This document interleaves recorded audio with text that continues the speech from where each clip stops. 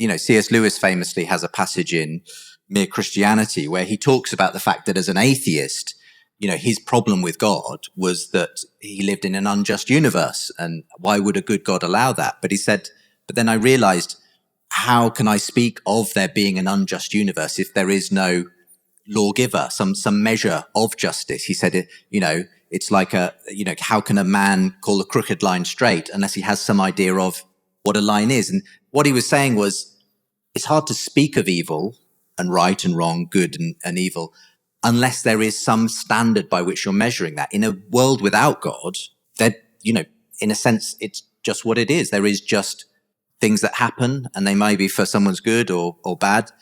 But to say that this is evil doesn't quite make sense, because there is no standard of evil by which you can judge these things. If there is a God, then it does make sense to talk about some things being good and some things being wrong and evil. But that, of course, leaves you with the question of why would a God do that? So I agree. There's a sense in which to even have the concept of right and wrong, good and evil, you have to have God. But of course, for the Christian, that then still leaves the question of why is the universe like this,